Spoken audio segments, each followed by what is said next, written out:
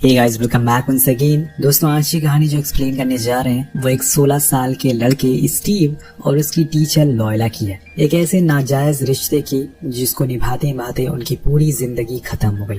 1943 का समय है, जगह है माल्मो, जहाँ पर हम एक स्कूल में एक बच्चों का न्यू एकेडमिक ईयर शुरू होते हुए देखते हैं।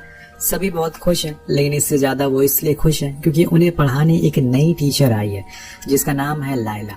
वो सभी को चुप कराने की कोशिश करती है, लेकिन कोई भी उसकी बात नहीं सुनता।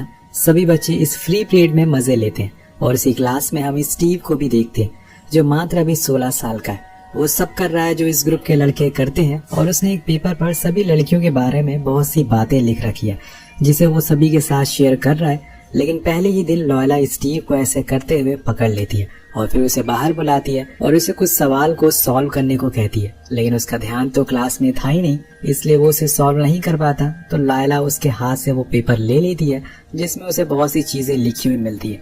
जब वो उसे पढ़ती है तो हैरान रह जाती है। इसलिए सभी के जाने के बाद वो स्टीव को पूरी क्लास साफ करने की पनिशमेंट देती है और इसी दौरान स्टीव लायला की खूबसूरती की तरफ अट्रैक्ट होने लगता है।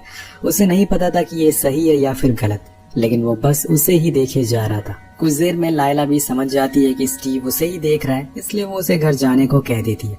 खैर, घर आने पर हमें पता चलता है कि स्टीव का भाई सेगे एक बॉक्सर है और उसकी उसे काफी अच्छी बॉन्डिंग भी है, इसलिए वो उसकी बेसब्री से इंतजार कर रहा था क्योंकि कुछ ही दिन बाद वो आर्मी में भी जाने वाला है। जैसे कि आपको पता है कि ये वही साल चल रहा है जब वर्ल्ड वॉर 2 शुरू हुआ था, इसलिए सभी को अपने देश की रक्षा करने के लिए आर्मी में भर्ती होना पड़ रहा है। उधर हम ये भी देख पाते हैं कि शाम में स्टीव एक थिएटर में वेटर का काम करता है, पर उसके देर आने की वजह से उसके बॉस उससे खुश नहीं होती, लेकिन वो फिर भी हर बार कुछ न कुछ बहाना मार ही देता है। अब अगले दिन जब वो स्कूल जाता है तो उसका वहाँ कुछ टेस्ट था। उसी दौरान लायला स्टीव के आसपास ही घूमती रहती है, जिससे वो थोड़ा अनकंफर्टेबल फील करता है, पर वो जानबूझकर ये कर रही थी। अब उस दिन जब वो फिर से थिएटर में जाता है तो वहाँ उसे सेगे सरप्राइज देने के लिए आ जाता है, पर वो उसे मना करता है कि यहाँ पर आने के लिए, क्योंकि स्टीव नहीं चाहता कि उसका घर का कोई भी मेंबर यहाँ पर आए। उसे शर्मिंदगी महसूस होती है, इसलिए वो उसे घर जाने को बोल देता है। और जब उसकी शिफ्ट खत्म हो जाती है तो वो भी घर की ओर निकल जाता है, जहाँ पर हम लेस्बिट नाम की लड़की को देखते हैं जो उसकी पड़ोस में रहती है और स्टीव को बहुत पसंद करती है। लेकिन स्टीव उसे कुछ खास पसंद नहीं करता, इसलिए वो उसे हर बार इग्नोर कर देता है, जिससे लेस्बिट को अच्छा नहीं लगता। अब यहाँ लेस्बिट उसके लिए उसी की देश की भाषा को सीख रही है ताकि उसके सामने वो बोलकर वो उसे इम्प्रेस कर सके। पर इस समय स्टीव के दिमाग में अभी लायला का ख्याल ही घूम रहा है, उसे कोई और लड़की दिख ही नहीं रही है। अब घर पहुंचने पे उसका भाई उसके साथ काफी टाइम बिताता है क्योंकि जल्दी वो आर्मी में जाने वाला है। यहाँ स्टीव उसे लायला के बारे में भी बताता है क्योंकि एक वही है जिससे वो सब कुछ शेयर करता है। तो सेगा कहता है कि ठीक है, अगर वो तुम्हें बार बार स्टॉक कर रही है तो तुम्हें उनसे बात करने की कोशिश करनी चाहिए। उसकी बात को ध्यान में रखकर स्टीव अगले दिन स्कूल जाता है, जहाँ पर वो सभी के जाने के बाद उसे काफी सारे सवाल करने लगता है जो थे तो पढ़ाई के, लेकिन वो इनके जरिए उसे बात करने की कोशिश करता है। और लास्ट में जब वो उन बुक्स को रखने के लिए जाता है तो वो पहली बार खुद को लायला को इतने करीब महसूस करता है, जो उसके लिए अभी तक बहुत खास था, क्योंकि आज उसके अंदर लायला के लिए एक अलग किस्म की ऊर्जा पैदा हो रही थी। वो अब उसे ही देखता रहता है जब भी समय मिलता है। स्पोर्ट्स पीरियड के एक टाइम पर जब भी बच्चे कुछ न कुछ खेल रहे होते हैं, लेकिन स्टीव की आंखें लायला को ही ढूंढ रही होती हैं। अब ये चीज सिर्फ स्कूल तक ही सीमित नहीं रहती, वो कभी कभी तो अपने फ्री टाइम पे उसके घर के बाहर भी जाया करता था उसे देखने के लिए।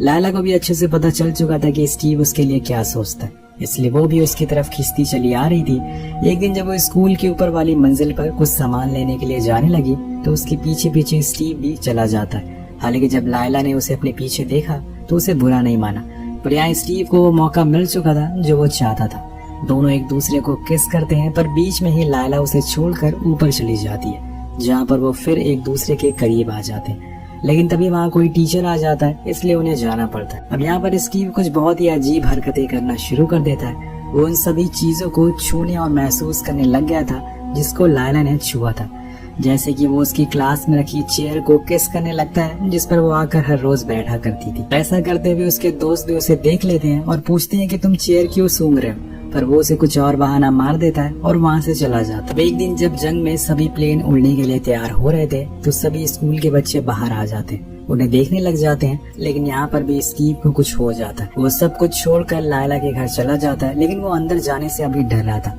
न जाने कैसे लायला उसे देखकर रिएक्ट करेगी। पर वो फिर भी बेल को रिंग कर देता है और वो गेट खोलती है और बिना कुछ सोचे समझे वो अंदर बुला लेती है। वहाँ वो पहली बार इंटीमेट होते हैं और फिर साथ में बैठकर बहुत सी बातें करते हैं, जहाँ पर लायला उसे बताती है कि तुम मेरे घर हर रोज मत आना, क्योंकि मैं एक शादीशुदा औरत हूँ और मेरे हस्बैंड किसी भी समय यहाँ पर आ सकते हैं, इसलिए तुम तभी आना जब मैं तुम्हें बुलाऊंगी। यहाँ स्टीव को भी कोई परेशानी नहीं होती, वो उसकी कई सारी बातें मानने लगा था। लेकिन एक दिन लायला से भी गलती हो जाती है, वो उसे बुला तो लेती है, लेकिन कुछ देर बाद वहाँ पर फ्रैंक आ जाता है जो कि उसका हस्बैंड है।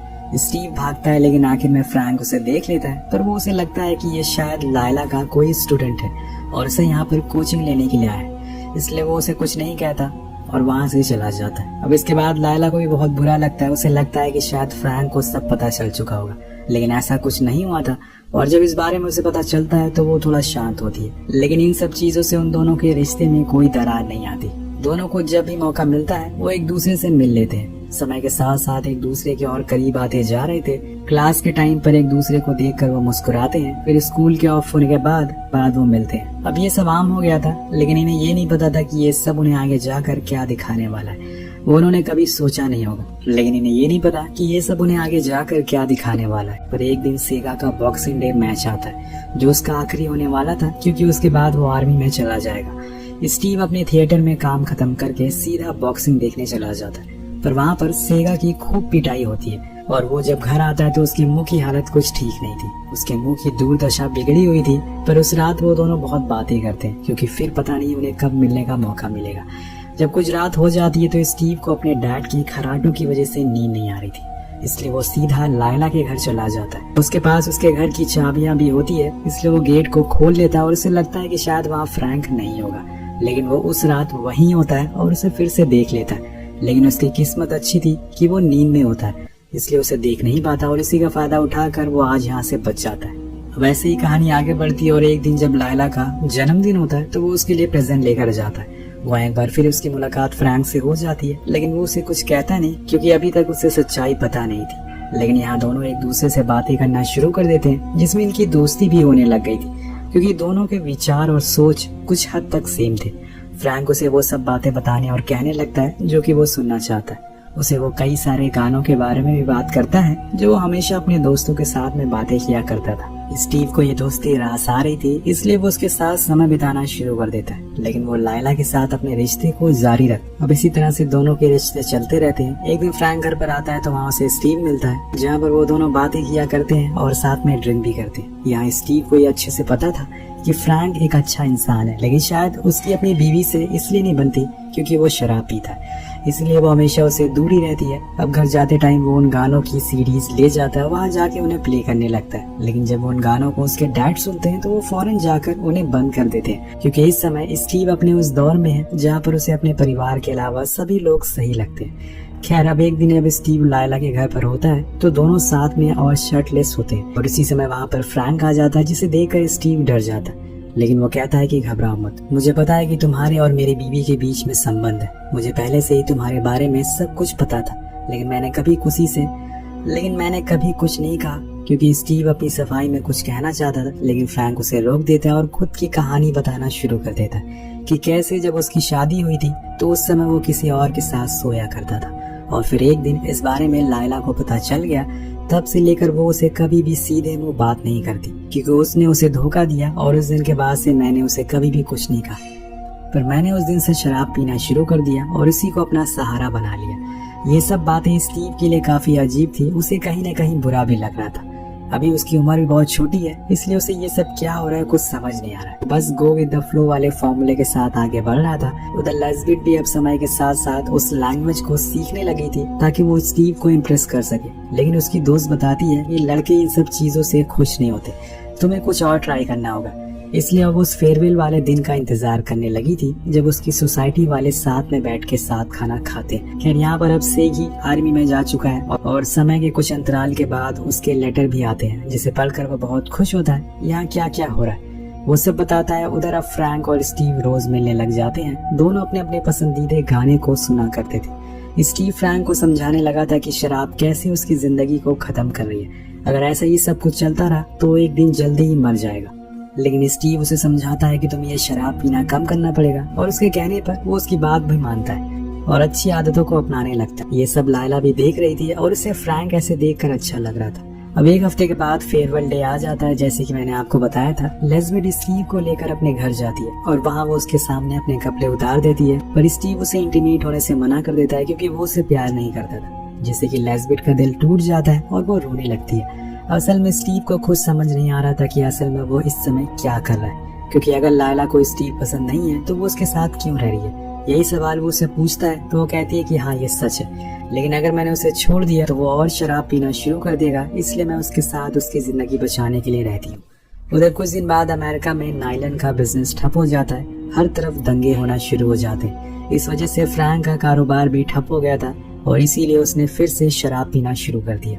जब इस बारे में स्टीव को पता चलता है तो वो उसे समझाने के लिए जाता है और उसे कम पीने को बोलता है, लेकिन फ्रैंक तो रुकने का नाम ही नहीं ले रहा था। वो उसे कुछ और बिजनेस के बारे में सोचने को बोलता है। यहाँ पर स्टीव की उम्र भले ही छोटी थी, लेकिन वो बातें फ्रैंक की उम्र वाली ही कर रहा था। कुछ देर बाद वो सो जाता है और तभी वहाँ लायला आती है जो उसे अपने साथ चलने को बोलती है, पर यहाँ वो बीच में अटक गया था कि वो करे तो करे क्या, कहीं फ्रैंक को धोखा तो नहीं दे रहा है वो। कुछ देर सोचने के बाद वो फैसला कर लेता है और फिर वहाँ से चला जाता है, पर इससे लायला को बुरा लगता है कि वो उससे दूर जा रहा है।